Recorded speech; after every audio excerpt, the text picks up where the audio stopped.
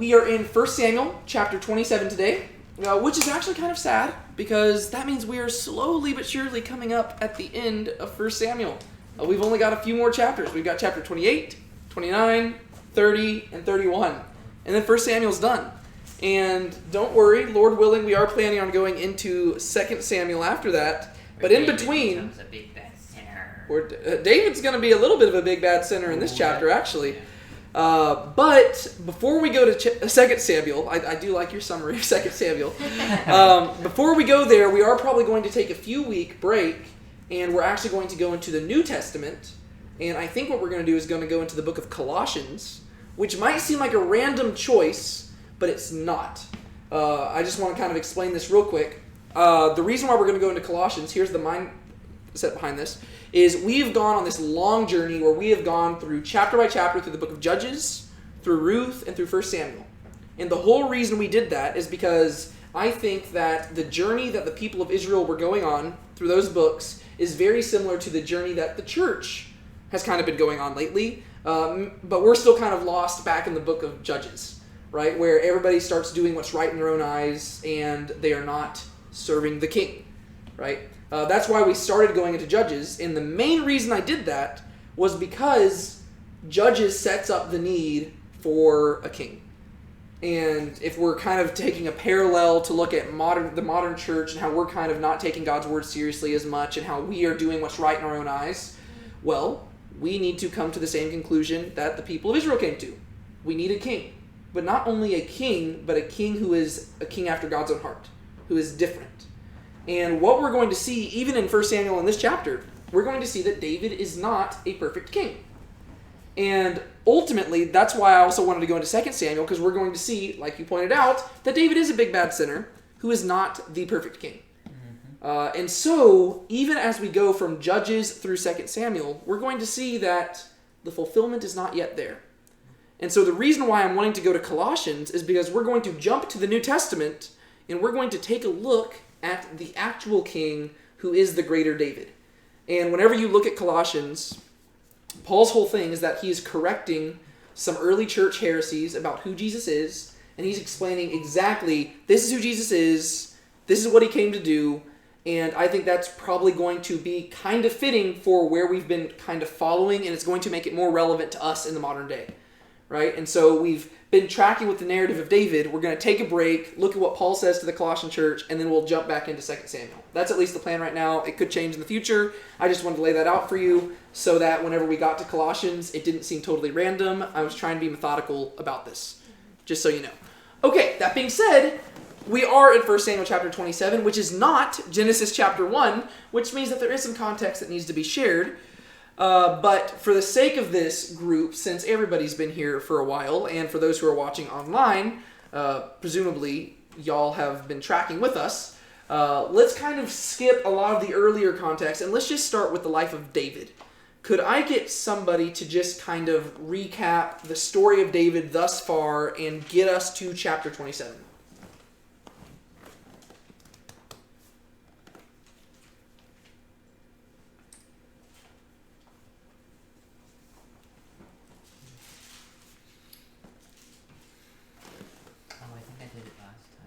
You did do it last time, I think.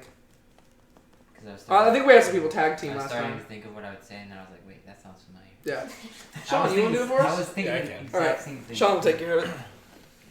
So, we start off with David. He is a shepherd boy in the fields, and I guess actually before that, Samuel tells King Saul that he has been rejected as king after some previous events, and tells him that a new king is going to be chosen who is a man after God's own heart.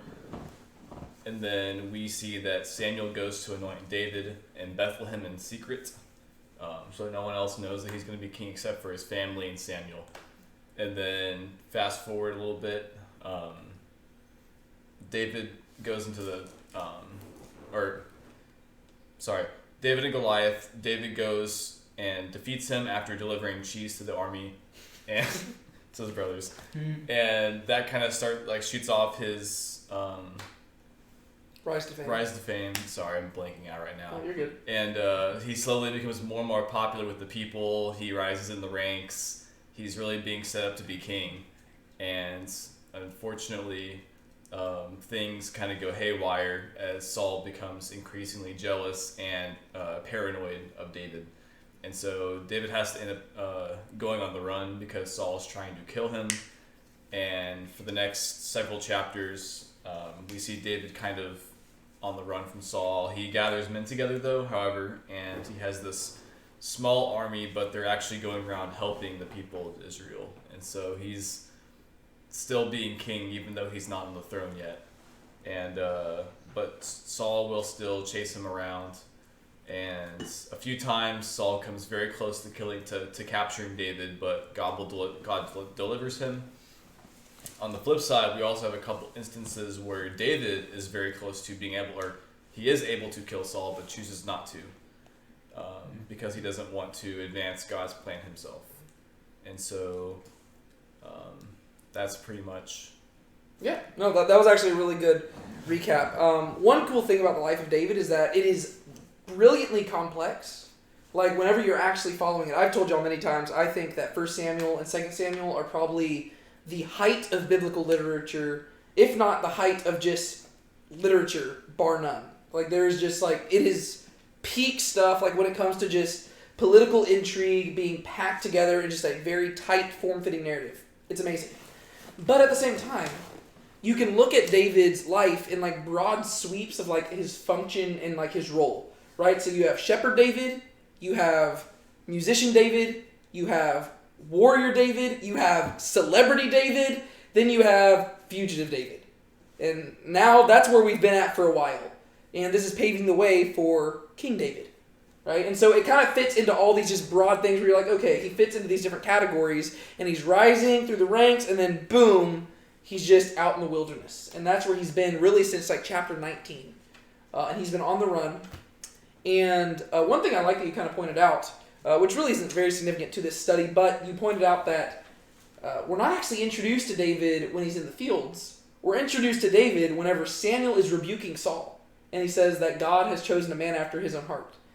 So in many ways, David is kind of like the Messiah figure where we hear about him before he shows up on the scene. Right? Just kind of like Jesus, right? We anticipate his arrival. And then whenever he shows up, you're trying to figure out if he fits the bill. And so everything David does, we're trying to figure out, what does this say about a man after God's own heart? And that continues even into this chapter. And I'm going to be honest with you, this is not a good chapter for David. And we've kind of been going back and forth with that for the last few weeks. If you remember, chapters 24, 25, and 26 were kind of like a big sandwich. Where chapters 24 and 26 were these two moments where Saul is put, like he is chasing after David, trying to kill David. He finds himself in a vulnerable position where David could kill him instead, but David chooses to spare him. And in between those, right, so that's the bread.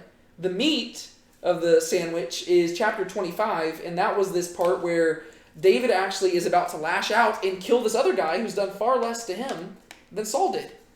And this girl named Abigail, who is actually the dude's wife, has to come and calm David down and remind him of his role as God's future king.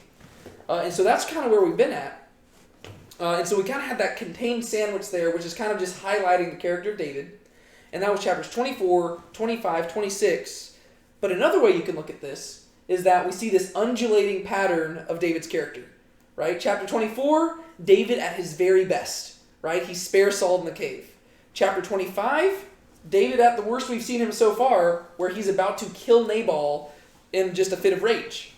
Chapter 26, David once again at his very best, because he spares Saul yet again whenever Saul's trying to track him down, despite Saul saying he would stop. But that leads us to chapter 27, which means what are we about to see? Going down. We're going to see David not doing very well again. So it seems like the author is beginning to highlight little cracks in David's character. Which is interesting that the author does this prior to David becoming king, but I think it's very intentional. Because while David is going to be the king that the people needed at this time period, I think the author's kind of highlighting that David is not the fulfillment of the king that was promised from so long before. Right? Because and obviously the idea that this was going to be a king is kind of really fresh news because there wasn't even a monarchy. But, you go back to Genesis, and there's this seed that is going to crush the serpent, right? There's going to be this child born of woman who is going to crush the satanic power of sin. And we've been waiting for this person to show up. And David seems like a really good candidate in the early chapters. And there's times where he is just doing great. But even before he becomes king, it seems like the author's reminding us, don't put all your hope in David. Your hope needs to be in God. Because David is also a broken and sinful man. And so I think that's kind of what the author's trying to remind us of. Like, don't idolize David. He is a person to strive to be like, but he is not God. Right? And I think that's one of the issues. Like, David, he is a guy who everybody naturally tends to make a celebrity. Right? Even in his time period, everybody loved David. They gravitate towards him. And even when we're going through this study, it's easy to just get lost in David's story because he's David. He is like other than Jesus, he's my favorite character in the Bible. He's just a great guy. And it's not just because we share the same name. It is because David's a cool dude. But I think the author's reminding us, don't get too infatuated with David. He is just a human. He's a great human who is a man after God's own heart. But he's just a man. I said this last time, I'm going to say it again. Even the best man is a man at best. Right? And that is what David is. And we're waiting for a better man to show up who will be better than just a man. Right? And that is going to be Jesus. And eventually, once we get into 2 Samuel, God's going to outright promise that to David. And he's going to say, your descendant will be this person. But I think that's why we're beginning to see little fractures in it, even before David's king. Because if you only see the fractures when David becomes king, it's like, oh my gosh, like, has God failed? But instead, you see that, no, he was a sinful person before he became king as well, yet God is still elevating him. Right? And so I think that's where we're headed here. And I don't know if you've noticed, but the entire chapter today fits on this one slide. Hence why I've spent a little bit more time setting it up, because we might be able to go a little more in-depth in this chapter, but we also might be able to get through it a little bit quicker. We'll see. Knowing us, we'll probably just take the whole length anyways. But, all right, shall we read through it? Let's take it one paragraph at a time. So this is coming off immediately after the last time whenever Saul and David depart. And we talked about at the end of chapter 26, that is the last time Saul and David are going to interact with one another. Right? The last words. Is that when... No. I know Saul said, like, you're better than men than me, but that's when he, like, cut off a piece of his robe. So he says a very similar thing, though, here. Oh, okay. Yeah, so a lot of the interaction goes very similarly. And so he says... He says you'll do a lot of great things. Yeah, he says, you will do a lot of great things, and then they depart, and Saul goes one way, David goes another way, and that's just kind of how it ends. Then David said in his heart, now I shall perish one day by the hand of Saul. There is nothing better for me than that I should escape to the land of the Philistines. Then Saul will despair of seeking me any longer within the borders of Israel, and I shall escape out of his hand. So David arose and went over, he and the 600 men who were with him, to Achish the son of Maoch, king of Gath. And David lived with Achish at Gath, he and his men, every man with his household, and David with his 2 wives, Ahinoam of Jezreel and Abigail of Carmel, Nabal's widow. And when it was told Saul that David had fled to Gath, he no longer sought him. All right. Right off the bat, what do you think? He went to enemy territory? He did. Is this the first time he's gone to enemy territory? No. Anybody remember what happened last time? He acted a fool. Or he acted crazy. Yes. Yeah, he acted crazy. Mainly because it seems like he realized, I kind of made a bit of a mistake coming here. And also he was playing it smart, right? This was right after he had fled from the priest at Nob, and then the priest ended up getting killed. But David had the sword of Goliath and everything, and he goes over to the Philistines. He goes to Achish, and he stays there for a bit. And they're thinking, oh my gosh, is David here? And David realizes, they might do something to me if they think that I'm of sane mind, because they might start touting me around as a prisoner of war or something. And so he starts letting drool just fall out of his mouth, and he just starts acting crazy. I compared him a little bit to Hamlet. So he's done this before. But now he's doing it again. What else do we see here? I don't know if I'm reading it properly. Wasn't a few chapters ago where David, he used a phrase that was a little weird to get, but he basically was talking about the idea of like staying within Israel's territory because that was like God's territory. Mm-hmm. That was literally the last chapter. That was the last chapter. Yeah, okay. that was in the... Because whenever he's talking to Saul, he says, "Why are you running me out of God's territory?"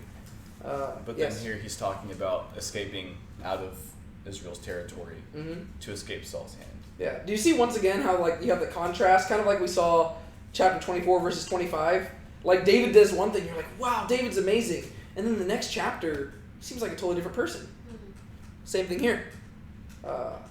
This is why I say once again that this is the height of literature, because this is one of the most complex characters we've ever seen. Like, this is deeply complex of a person.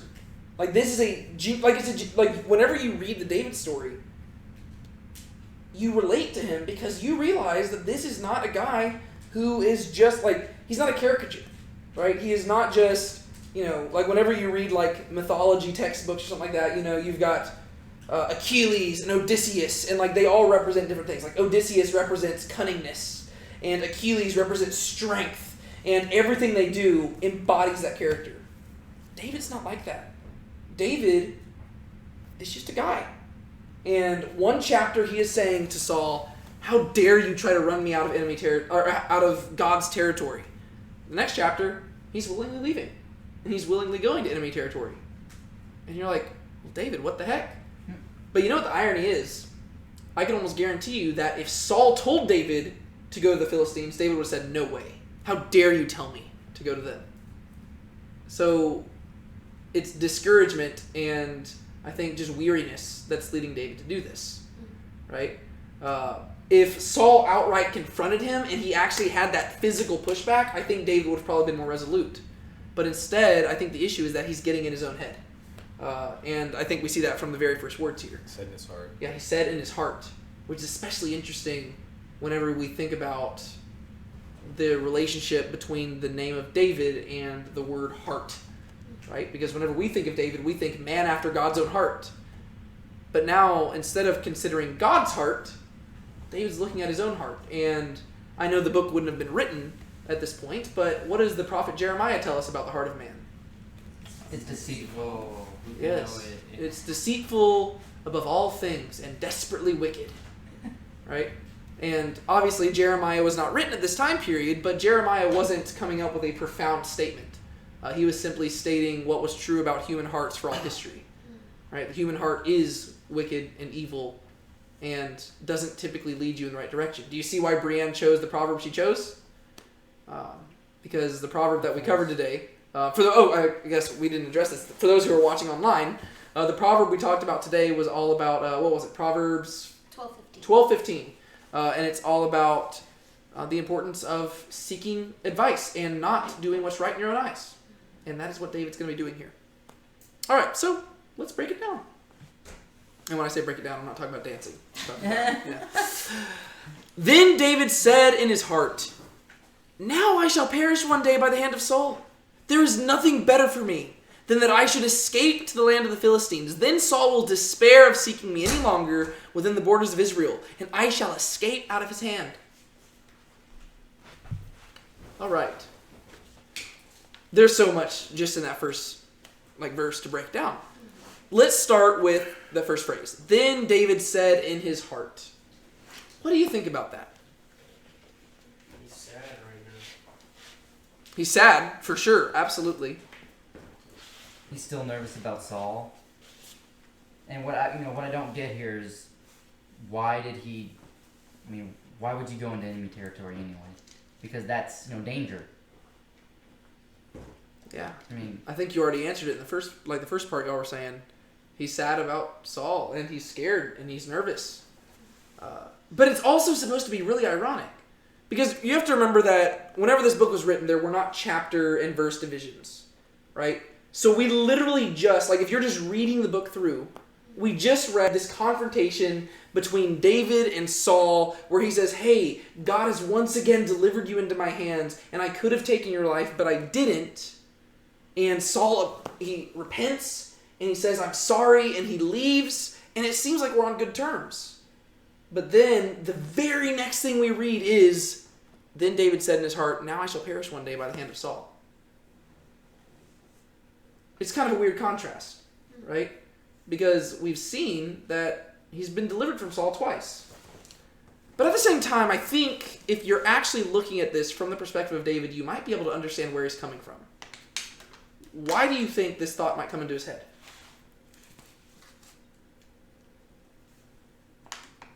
Well, he could kill Saul twice. Mm-hmm. There could be a third time. You never know. Yeah, so here's the situation. David has been on the run for years at this point. Some would say maybe it's been like 10 years. We don't really know the whole length of time. But it's been years that he's been on the run. And just in chapters 24 and 26, we have seen the same old song and dance play down twice. And 2 times, Saul got really close to killing David. Yet David was not willing to kill Saul, and he spared him. And you can almost imagine, as David's like really the right perspective to have of this is like, wow, look at how God delivered me from Saul these 2 times. This means that I'm totally secure and God's going to keep delivering me. That would be the correct mindset. But instead, David's kind of arrived at a point where he's weary and he's tired and he's been running. And I'm not just making this stuff up. You read the Psalms and he admits this. Whenever he talks about there's Psalms that says he's in the wilderness running from Saul. And he says, God, how long must I be here? How long must I suffer? So David, we know that he was weary. And it's been a long time, and especially lately, in the last few months or however long this has been, there's been 2 really close encounters where Saul got way too close for comfort. And yes, God delivered him, but David's like, Saul says that he's going to repent, but he said he was going to repent last time. He said he was going to stop. This is just going to keep on going, and one day Saul's going to get me. And so it seems like that's the mindset he's getting into, but we know that it's wrong. Mm-hmm. And if he was thinking rightly, he would know it's wrong too, because he had the prophet Samuel prophetically speak over him that he would become the king. He had Saul's son Jonathan prophetically speak over him that he would be king. He has had Saul himself prophetically speak over him that he would be king. He has had his wife Abigail prophetically speak over him that he would be king. Right? So that's at least 4 times that somebody has told him, you are going to be king. And every single time Saul has gotten close to him, he has been delivered. Right? Both in chapters 24 and 26, but also back to 23, whenever Saul was literally around the mountain from him, and then all of a sudden people come up, oh, the Philistines are attacking, and Saul leaves. So David is consistently being delivered from Saul supernaturally, and everybody keeps telling him he's going to be king. And all these people are flocking towards him and seeking his help and stuff. And so we can see how from the right perspective, David has nothing to fear. But David is a man. And like us, he is not always aligned with the truth. And that's what I love about the story. Because this tells us, what do we know about David before we ever meet him? He's a man after God's Man after God's own heart. And so when we read this story, this should be very encouraging to us. Because we see that even men and women after God's own heart face discouragement. And sometimes they're not going to be as faithful as they ought to be. Does that excuse our faithlessness? No. Does that excuse our discouragement? No. It just tells us that apparently God is gracious enough to still esteem us highly even amidst all that. Right? So if we are doubting, if we are getting discouraged like that, we should probably try to get rid of that and get aligned with the truth that God has promised as quickly as possible. But that's really encouraging to know that God was willing to call David a man after God's own heart, even knowing that David would doubt like this. And so David, the man after God's own heart, is not looking at God's heart. He's looking at his own heart. And we don't know whether he said these things out loud or whether the author is just looking at what David did and is interpreting the actions, right? Because he said it in his heart, right? It's what he's thinking. He says, now I shall perish one day by the hand of Saul. Saul has said he's not going to chase after him anymore. David doesn't buy it. David says, no, I'm going to die. This is it. He's been waiting for decades at this point to become the king, and he seems to be getting further and further from it. There was a time 10 years earlier where he was at the height of popularity, and if God wanted to give him the throne then, he should have done it then. But now here he is. He's in the wilderness. He's constantly running for his life. And he's saying, you know what? Maybe I misunderstood the promises. Maybe people are putting their faith in the wrong thing. Maybe I was just a young shepherd boy with a foolish dream, and maybe Samuel was just crazy. You know, like you could see how these things just come into his head, right? And he says, no, I'm going to die. Like, Saul's going to get me, and all of this is going to be for nothing. There is nothing better for me than that I should escape to the land of the Philistines. Crazy. So what is his response? Flee to the land of the Philistines. Actually, I should say the territory of the Philistines. Yeah, and who are the Philistines? The enemies of Israel. At this time period, they're the primary enemies of Israel. It's like, oh man, literally in the previous chapter, David, like Sean pointed out, in the previous chapter, David was saying to Saul, why are you chasing after me and forcing me to leave God's territory? Right? He loves the land of Israel because that is God's home turf. And now, because David is discouraged, he's saying, you know what? I'm going to flee. But this is what I think is interesting. I think this is just a true thing. Don't quote me on this or anything, but I think it is a true principle throughout Scripture is that God's people do better under opposition. Right? So whenever David is being opposed, he is a lot more resolute and faithful. But now, Saul has retreated, and in this time where David just gets, he's just doing nothing really, that's where he gets lazy, and that's where he starts doubting. Right? Where he's not actively fighting against something, instead he's just living in fear, and he's kind of holed up and gets in his own head. Same thing's going to happen with the David and Bathsheba thing. Right? Everybody else is going to go off to war, David's going to stay home. So whenever God's people stop actively going about God's work, they get lazy and they start focusing on the wrong thing, right? And so it's better to actually kind of face some opposition, right? Whenever you're not getting opposed, you're not being tested really. And so David here, he says, the best thing for me is to go to the Philistines. Is that the best thing? Not really, no. No, the best thing is just to keep trusting in God, right? Why would you think that the best thing is to go to the Philistines? Apparently, he thinks that they have something to offer him that God doesn't. Do you know whose name is absent from this entire chapter? Yahweh. Yeah. He doesn't show up anywhere in here. That's because it doesn't really seem like he's on David's mind that much. David's just going about his own thing. He is just living as a man chasing after his own heart. And his own heart says, I need to flee to enemy territory. Because the Philistines, the very people who he... literally the whole reason he became a star was by destroying one of the leaders of the Philistines. Now he's running to them for help. The people, literally the first words that came from David's mouth. Who does this uncircumcised Philistine think he is to challenge the armies of the living God?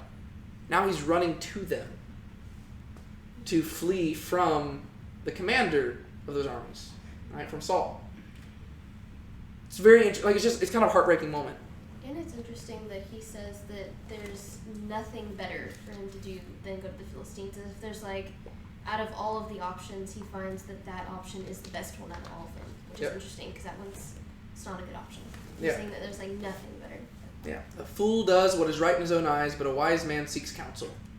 Right? All the other times David wanted to do something, you know what he did? He was like, hey, get Abiathar over here. Let us ask God what we should do. Let's inquire of God. God, where do you want me to go? Here he doesn't do that. He's taking it into his own hands. Yeah. Here he's just doing what's right in his own eyes. He says in his heart, oh no! Saul's going to kill me. What do I need to do? And David, we've talked about this. He is a scrapper. He knows how to survive. And so he says, okay, it seems like my best opportunity is to go to the Philistines because the enemy of my enemy is my friend. And so he's actually beginning to view Saul as an enemy, which is really sad because so far he hasn't really been viewing Saul that way. And I don't think he would outright say that about Saul, but he's genuinely afraid. This is the same guy who literally the chapter before boldly walked into the middle of Saul's encampment. And he had no fear. Now he's terrified. Then Saul will despair of seeking me any longer within the borders of Israel, and I shall escape out of his hand. Then Saul won't have to worry. because I'll be away. He's kind of giving Saul the victory, right? Oh, then Saul won't have to worry about it because I'll be with the Philistines. And Saul will despair, first off, because David, his former chief commander, is now with the Philistines. But I'll be out of the land of Israel. And he's speaking about that as if it's a good thing. Like he desires to be out of Israel, something which the previous chapter was unspeakable to him. And I shall escape out of his hand. Since when was that David's primary goal? It wasn't ever. Yeah. Because, I mean, he was always trusting God. He was doing what God wanted him to do. And like he said, he was always inquiring of the Lord. Yep. So He has had multiple opportunities to escape out of Saul's hand. His men pointed this out. His men said, David, maybe God has given Saul into your hands this very day. And he says, no. I'm not going to deliver myself out of Saul's hands. Yeah, that's exactly what he's doing now. It's like, oh, David, what are you doing? Like, he's like, I won't kill Saul, but I will run for my life. It's like, it's just kind of disappointing.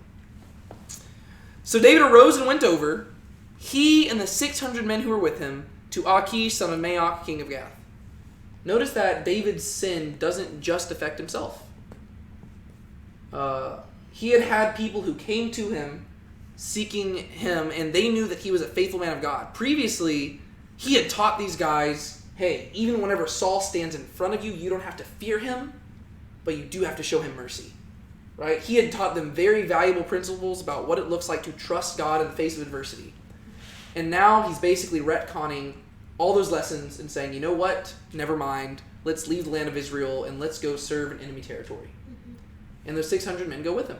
And they go to the king of Gath, the person that he literally acted crazy before a few years earlier. And David lived with Achish at Gath. He and his men, every man with his household. Oh, it's not only the 600 men, but their women and children too.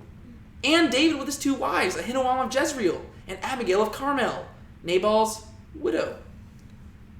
Oh man, like David is bringing all these people down with him. And you know what the sad part is? In a few chapters, David is going to, like, this decision to go here is going to have some major ramifications, and David's men are almost going to kill him because of what happens. But then we're going to see David at the height of his power again, and like at the height of his goodness, and he's going to do something really amazing. But he shouldn't have put themselves in this scenario. And what we're going to see at the end is that David's going to kind of redeem things a little bit. But this is not a scenario he should put them in. It's just not.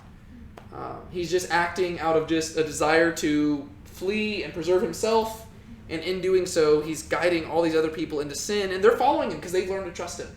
And they say, we're going to take our families with you. We're going to take our wives, our children. I suppose that amongst these is Bathsheba, right? The wife of Uriah the Hittite, who was one of the men traveling with David. Maybe. It could be that maybe they weren't married yet. I have no idea. But I don't know. Maybe she was young enough and she was one of the families traveling there, you know? But here he's leading them away, and they go into Philistine territory. Crazy to think about here. Like, this is just mind-blowing stuff. And they lived there with Achish. And when it was told Saul that David had fled to Gath, he no longer sought him. Oh, okay, well, at least David got what he wanted. That justifies everything, right? Nope. No. That's the problem that we face in our culture nowadays, right? We live in a world where people think that if the end justifies, it's like the end justifies the means, right? We weigh the cost and benefits, and we're saying, as long as I get the desired outcome, I will do whatever it takes to get there. That is not how we should live as Christians, right? It is not our job to control the outcome. It is our job to do what is right. David was so focused on being in control here that he led people to do the wrong thing. And sure, he got what he wanted. Saul stopped chasing him. Cool. Yeah, but guess what? Even if Saul was chasing you, you'd be fine, because God was going to save you. You had nothing to fear. So yes, you accomplished your goal, but not really, because, it didn't really matter. Like, Saul chasing you wasn't really affecting anything. Yeah, it made your life a little bit harder, but you weren't going to get harmed. Your people weren't going to get harmed. If you're faithful to God, you're going to be fine. The only thing that you did is you gave yourself a sense of comfort, and you led your people into sin. Why did Saul stop chasing David, do you think? Because he was in enemy territory, Philistine territory. Mm-hmm. Also, he might actually forgave him the last time we talked.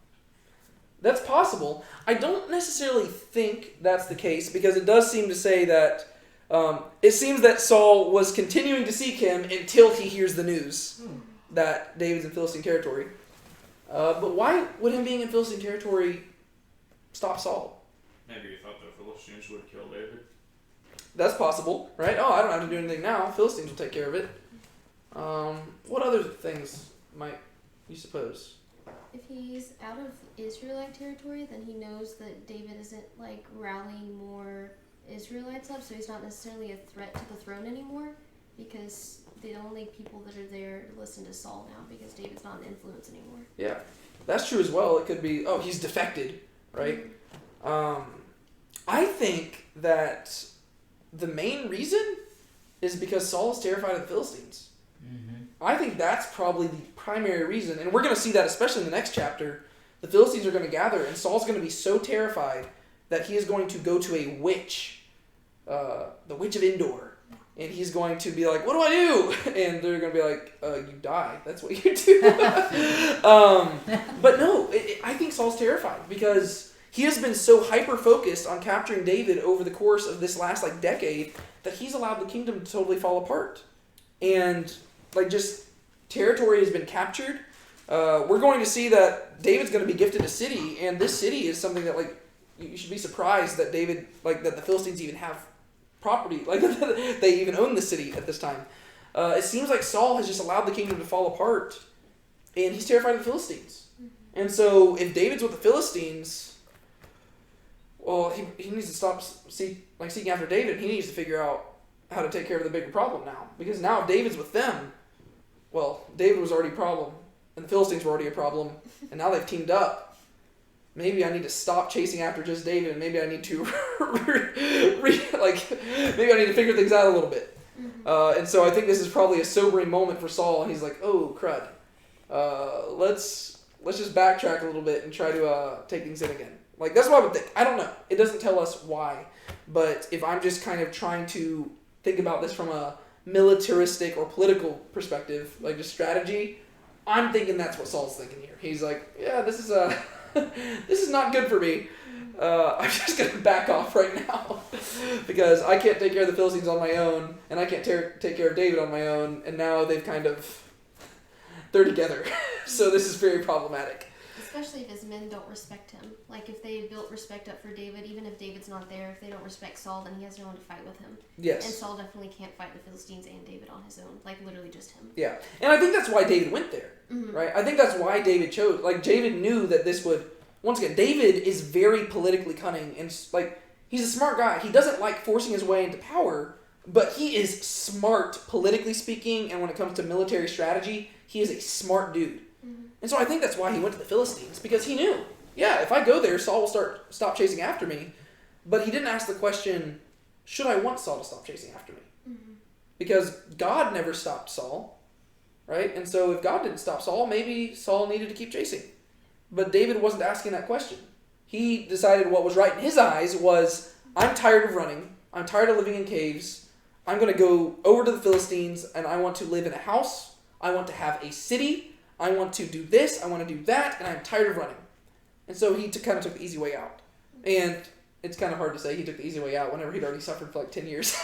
But that's kind of what he's doing here. He's no longer asking, what does God want? He is saying, what do I want?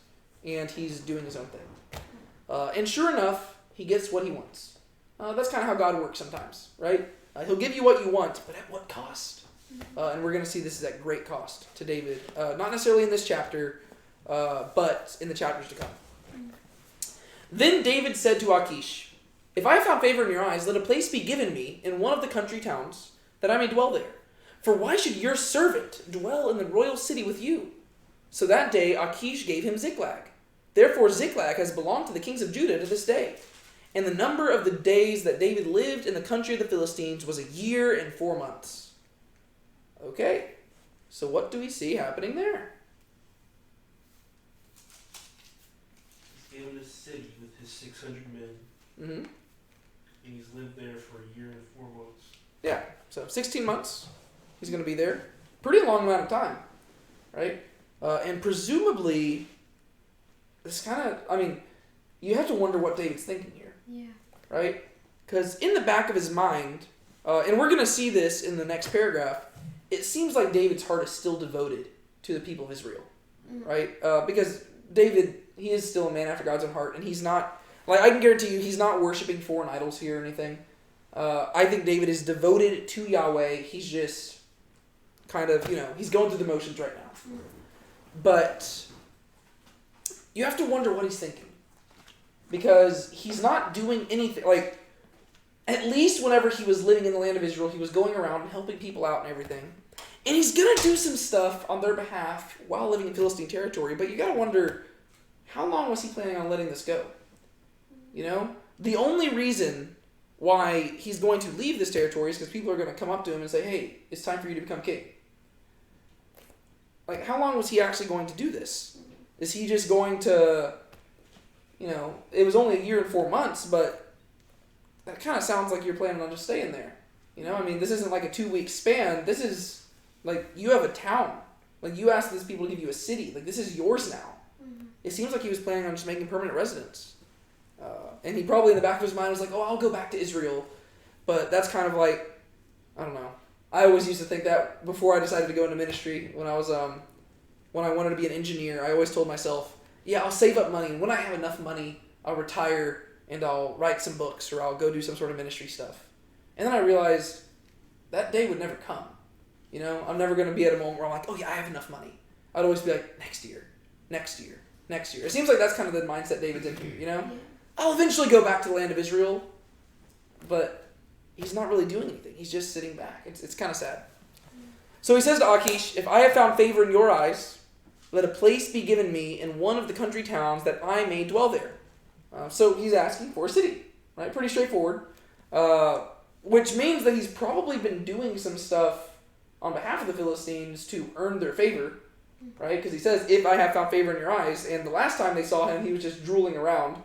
So he must have done something to earn the favor. And we know that he lived there for a little bit, presumably before, he lived in the country of the Philistines a year and 4 months. And so part of this was with Achish and part of this was down in Ziklag. But he's done something to at least earn their favor. I guess he is done acting crazy. It makes me wonder, I wonder if he told them, like, yeah, I was just acting, or if he's like, yeah, I was miraculously healed. I don't know. I don't know how you explain that, but he says, hey, can I have a city? And it could just be that David's reputation precedes him, and Achish knows better than to deny David a request. Mm-hmm. And he's like, yeah, you killed Goliath. You can have whatever you want, buddy. Let's just take it. But he says, for why should your servant dwell in the royal city with you? Do you notice anything strange about that? Calls himself servant? Yeah, your servant. When has he used this phrase before? With Saul? To Saul, right? He called himself Saul's servant. And now here he is before the king of the Philistines, the king of the enemies of God's people, those uncircumcised, godless Philistines. And he calls himself your servant. To be fair, this is David being politically savvy. And if you're asking a request from a king, you're going to call yourself his servant.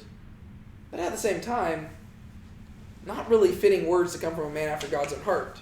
You know what I mean? He's just purely doing this for his own personal gain, right? He's just trying to get something from this guy. But then also, just look at the request, like, for why should your servant dwell in the royal city with you? What is he saying? Does he basically want to, like, live with the king of the Philistines at least for a time? Well, no, he's not wanting to live with him. What is he asking? Because he's asking for a different city, but how is he explaining this request to him? For why should your servant dwell in the royal city with you? Does he say, like, I'm not worthy to live amongst you? Yeah, he's saying, I'm not worthy to dwell in your presence. No, I need to go somewhere else. this is where I think that the beautiful literature of Samuel really starts coming to fruition. Because one thing that we see about the story of David is that there's a lot of ambiguity. And you don't fully know where people land. And this is one of those places where I'm like, okay, what is David's end goal here? Because everything so far, I can tell you, it seems like what David's doing is 100% sinful.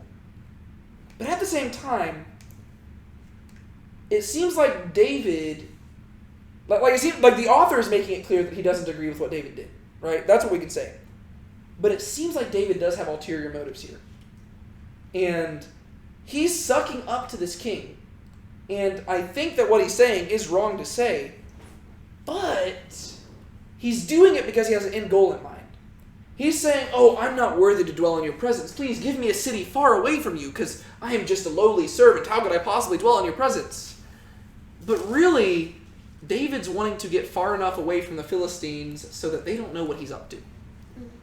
And so, what he's doing, this is where the ambiguity comes in, because we don't know what David is thinking at this point. There's never a point where the author says, for David said in his heart at this moment, that I'm going to, we don't know.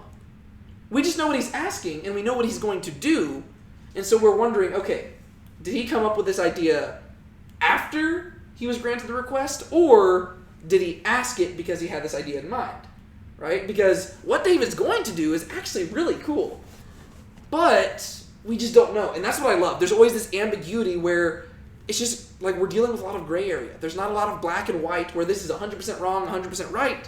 There is, yeah, it seems like that was the wrong thing to do, but you see how he got there.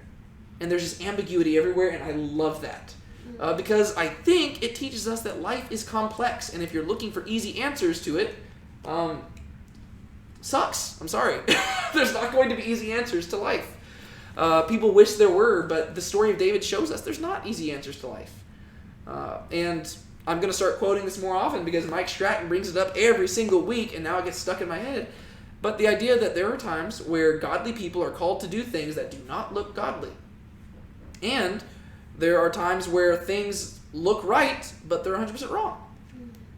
David is in this situation where he's doing stuff where from a human perspective we get it, but we've got to say it's sinful. But then he's doing other things where you're like, okay, that seems like the wrong thing to do, but it might be the right thing to do? I don't know. Like he's in Philistine territory, but he's asking for distance. And so now you're wondering, what is David's motivation? What is he trying to do here? We can all agree that he shouldn't have been in this place to begin with, but it seems like he has a goal. And so he says, why should your servant dwell in the royal city with you? I don't deserve to be here. Give me a city out in the country, just somewhere else where me and my men can go dwell. So that day, Achish gave him Ziklag. He didn't hesitate. He's like, yeah, absolutely. I've got this place down in the country. We destroyed the city. It's empty. Take it. You and your men, your family, all go down there. And honestly, I would imagine the Philistines are probably eager to kind of get him out of the royal city too. Because they probably know the reputation David has. And they're like, Saul's been chasing after David because he seems to think that David's hungry for a throne. And so keeping David in the royal city might put my head on the chopping block, because David might have just decided instead of being the king of the Israelites, I'll be the king of the Philistines. So they're like, yeah, you know what? Get out of here. So they send David down to Ziklag. And Ziklag, if you're picturing Israel, there's the Sea of Galilee, here's the Jordan River, here's the Dead Sea, and if you go a little bit to the west and a little bit south, that's Ziklag. Right? So it's kind of in the same region that he's been in for the last few chapters, right? Just in that southern little region here. And all the other Philistine cities, remember there's those 5 main cities. There's Ashdod, Ashkelon, Gaza, Gath, and Ekron. I believe those are all 5. Those 5 are like kind of along the coast. Because remember, it seems like the Philistines came from the coast and they were moving inwards and stuff. But they apparently have the city of Ziklag. And David gets it. Therefore, Ziklag has belonged to the kings of Judah to this day. This is one of those little comments that comes from the author to let you know that this book was not written at the time of David, but it was probably written significantly after the time of David. And it says, hey, in memoriam of David and in honor of him, to this day, the kings of Judah still own possession of that, because that was David's original home base. And the number of days that David lived in the country of the Philistines was 1 year and 4 months. All right. And so it seems like the story would end there, right? It seems like that's like a nice little wrap up to the story, and then we would move on. But that's not where the story ends. So let's read this last paragraph. Now David and his men went up and made raids against the Geshurites, the Girzites, and the Amalekites, for these were the inhabitants of the land from of old, as far as Shur to the land of Egypt. And David would strike the land, and would leave neither man nor woman alive, but would take away the sheep, the oxen, the donkeys, the camels, and the garments, and come back to Achish. When Achish asked, "Where have you been made a raid today?" David would say, "Against the Negeb of Judah, or against the Negeb of the Jerahmeelites, or against the Negeb of the Kenites." And David would leave neither man nor woman alive to bring news to Gath, thinking, lest they should tell about us and say, "So David has done." Such was his custom all the while he lived in the country of the Philistines. And Achish trusted David, thinking, "He has made himself an utter stench to his people Israel. Therefore he shall always be my servant." Do you see what David's doing there? Just make him think he's the good guy. He's being very smart. And this is where, once again, we see the ambiguity. David has put himself in a situation that has guided everybody into sin, yet at the same time, he still has this innate longing to serve his people. And that's what he's doing here. So let's walk through it. Now David and his men went up and made raids against the Geshurites, the Girzites, and the Amalekites. For these were the inhabitants of the land of old, as far as Shur to the land of Egypt. All right, you're going to ask me, who are the Geshurites, the Girzites, and the Amalekites? You don't really need to know that much. The Amalekites, you might remember. Do you remember who they were? The enemies of God. They are the enemies of God. Most recently, that's the people that Saul fought. Yes, Saul They- fought them, and They he left the king alive. yes, he didn't destroy all of them, right? God commanded him to destroy all of them. But also the Amalekites are very significant because I believe these were the very first people to fight against the Israelites once they got out of Egypt. Right? Yeah, I think that talked the- about that in the chapter as well. Yeah, and so God had put a specific curse upon the Amalekites, hence why they're called to be utterly destroyed. And so, if you know about Amalek, and that tells us these are all enemies of the people of God. And even if you didn't know anything about who these people were, it says, "For these were the inhabitants of the land from of old, as far as Shur to the land of Egypt." What does that information tell us? If they're the inhabitants of the land from of old.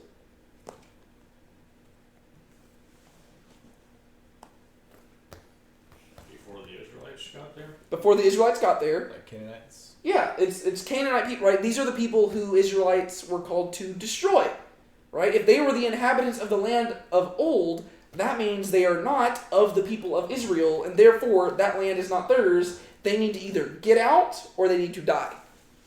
And so, David and his men, down in Ziklag, out of the Philistines' line of sight, they go out and they start destroying all these different people. Okay, now this is interesting, because him doing this, who does this benefit? Would it benefit David? Kind of. Because he's doing this.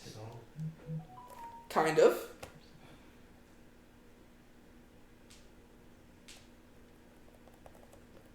It benefits David. It benefits Saul. Who else does it benefit?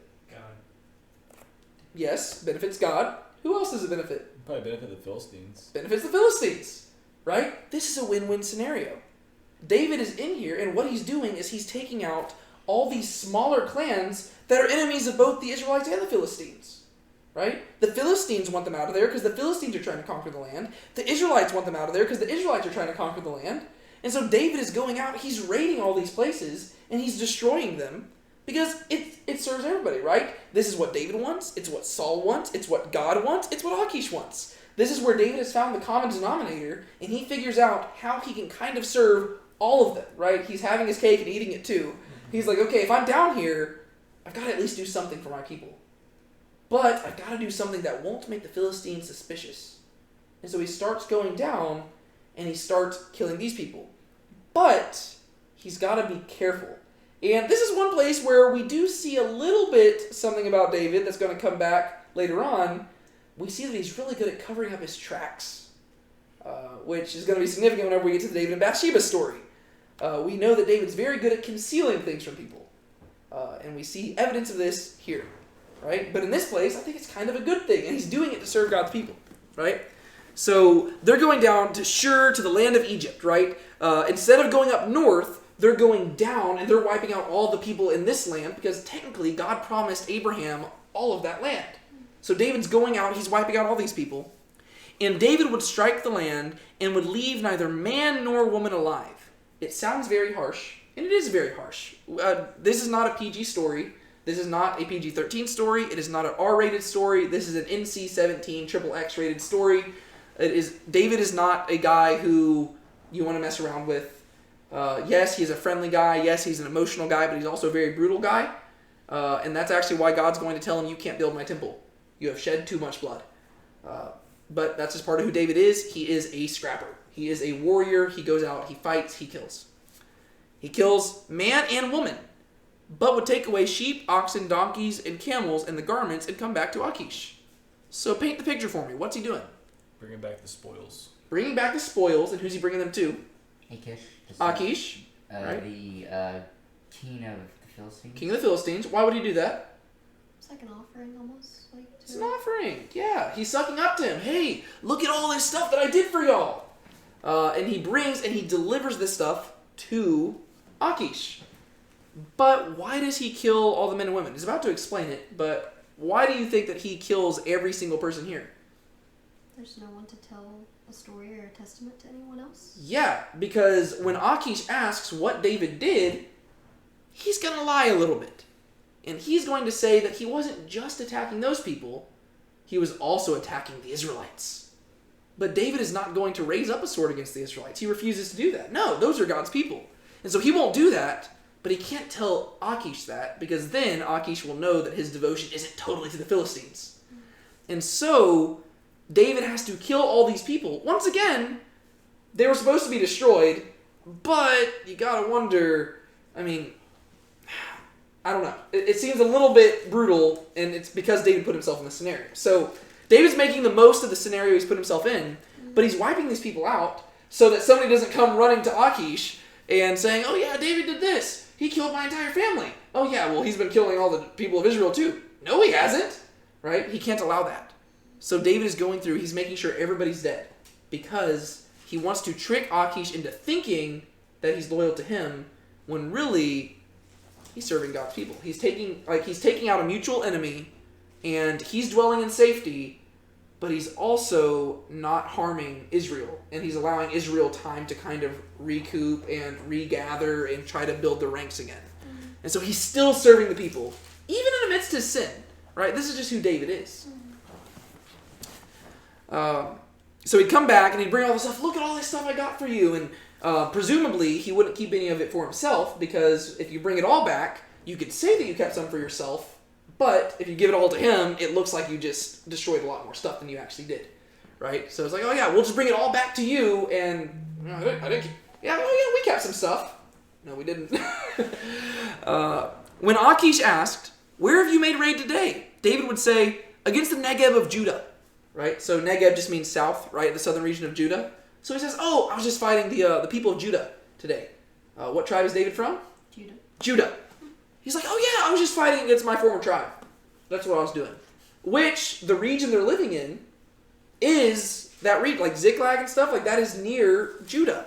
And so, you have David living down here in Ziklag. All the other Philistines are way up here north, right? They don't know. They don't know the difference. Well, they can't track. It's not like they had satellites or, they couldn't do this stuff. They literally had to just trust reports. And instead of going over to the southern region of Judah, David's going south, and he's taking care of all these other enemies that might one day try to attack Israel. He's getting rid of them, destroying them. Achish says, who'd you attack today? Oh, I attacked the people of Judah. And, if he says he killed all the men and women, well, you're not going to go check, right? I mean, well, yeah, they're dead, and there's no other people from the other territories to live to tell the tale, and so David's selling it, right? But we see that he's good at concealing things, right? That's going to bite him in the butt. Right here, he's concealing things to show his devotion to God and to God's people, even when he's living in enemy territory. In the future, he's going to conceal things in order to benefit himself. And so in this story, we get to see, okay, like we see some of the warning flags about David's character. It's like, okay, whenever David gets, whenever he's not constantly being opposed by something, he starts focusing more on serving himself and his own needs, and he starts doing things that require him to conceal his sin. And like, so we see kind of a foreshadowing of the David and Bathsheba thing, just not necessarily in like a lust environment, right? It's just a different form of it, and not nearly as kind of extreme. Even though I will say more people die in this scenario. Well, kind of. I mean, a lot of people die as a result of the Bathsheba thing. Or against the Negeb of the Dramalites, or against the Negeb of the Kenites. These are other people who had kind of made peace treaties and pacts with the people of Israel. And we know that David's lying here because whenever we get later on in the book, he's going to talk about these people as his friends. And so he's talking about, oh yeah, I attacked the people of Judah, my former tribe, and I attacked all the people they're friends with. And he's like, okay, cool, nice, good job. But really, David's not doing that at all. He is taking out a mutual enemy and not touching the people of Israel. And David would leave neither man nor woman alive to bring news to Gath, thinking lest they should tell about us and say, so David is done.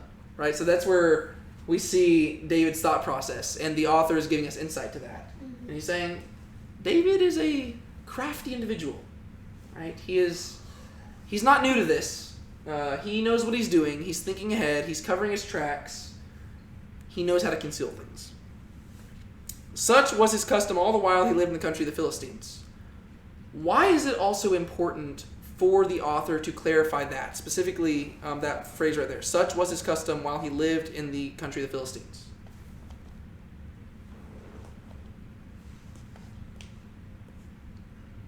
You mean like to say because he did that for like a year straight? Or? Partially, but I'm more thinking for people who are reading this later on, and they hear that David, their most popular king, defected to the Philistines, their immediate question is going to be, did he oppose us? Because that is not good, right? Did the man after God's own heart oppose God's people? And the author's clarifying, no, he never did. I just want to be clear, this was his custom the whole time. When he was with the Philistines, he never touched a hair on a person of Judah's head. He always concealed it. He always opposed other enemies that we all shared. He never actually opposed God's people. Because you don't want that. Like, that does not look good. If David is opposing God's own people, then he's no better than Saul. Because that's what Saul has done. Right? And David is a man after God's own heart. And so it's very crucial for the author to explain this was always his custom. He never did anything else.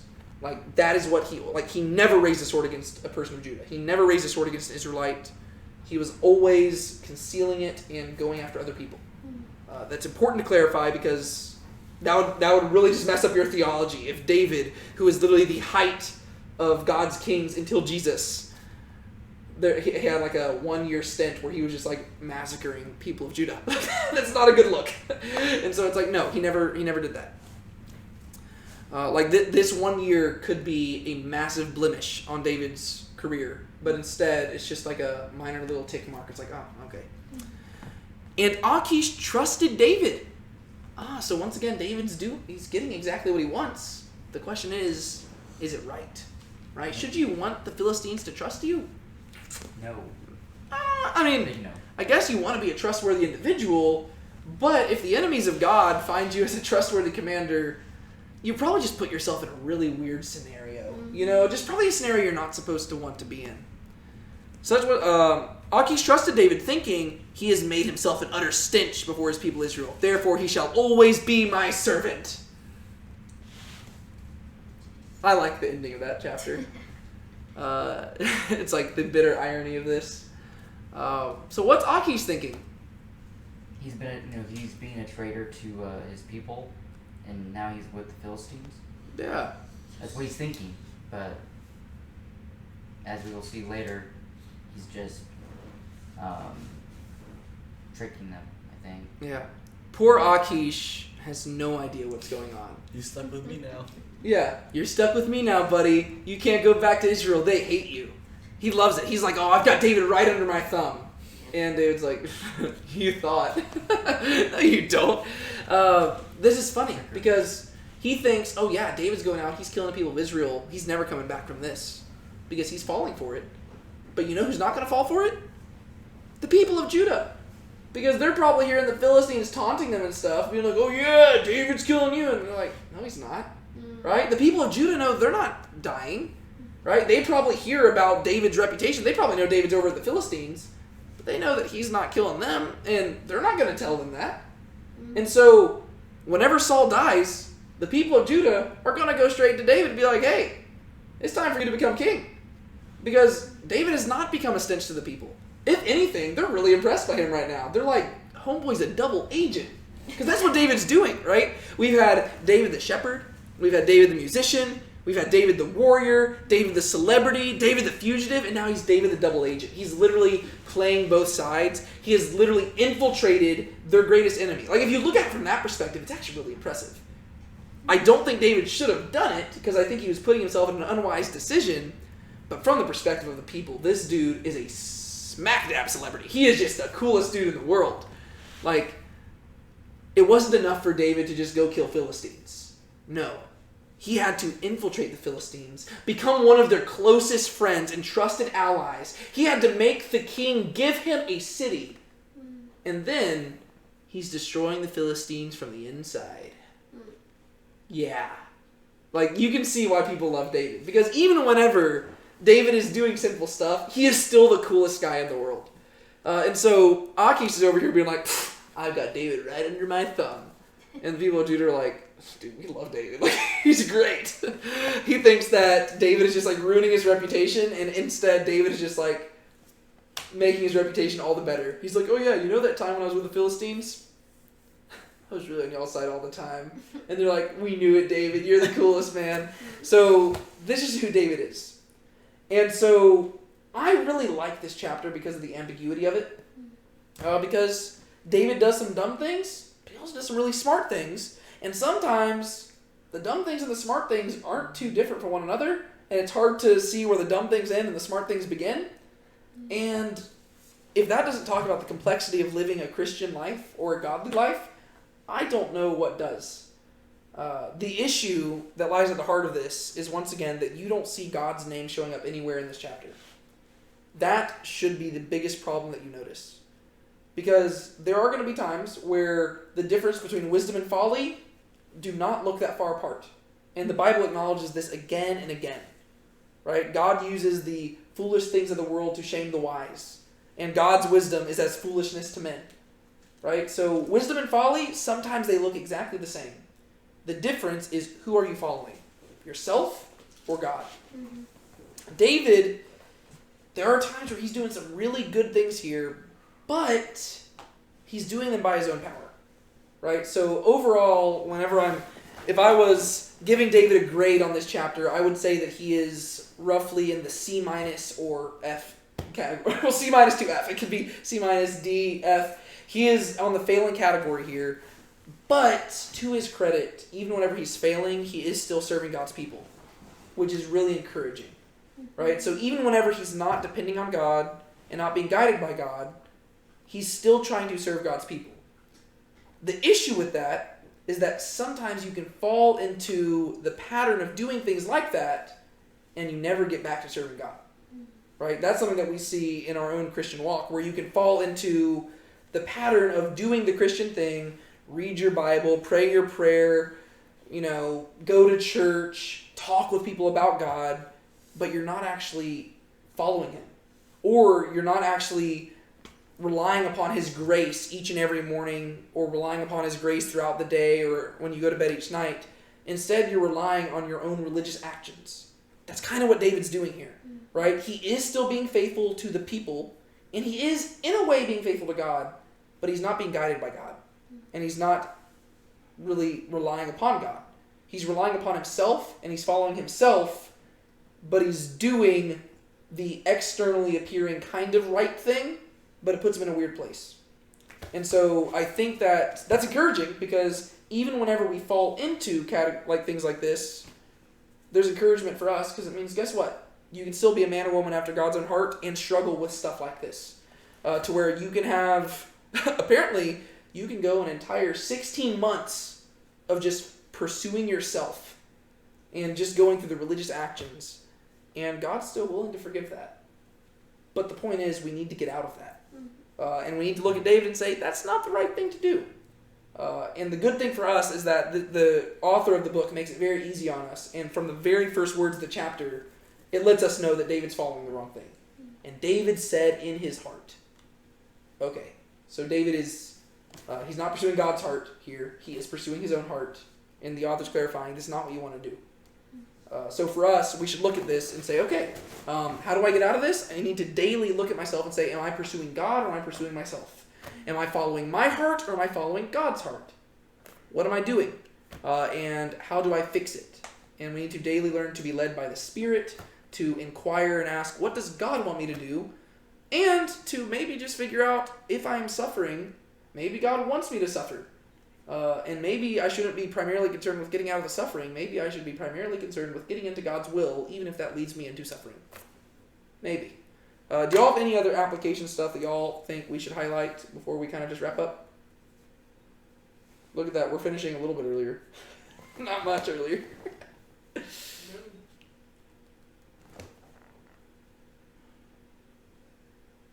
Anything? Going once, going twice? I think you hit the nail on the coffin. There you go. Cool. All right. Well, could I have one of y'all close us out in prayer, and then I think we will just kind of hang out for a little bit. If y'all want to. You don't have to. I mean, you can leave if you want. That's fine. For those of y'all watching online, you're going to leave because I'm just going to turn the video off. But, yeah. But the rest of y'all can hang out longer. Come on, y'all pray for us.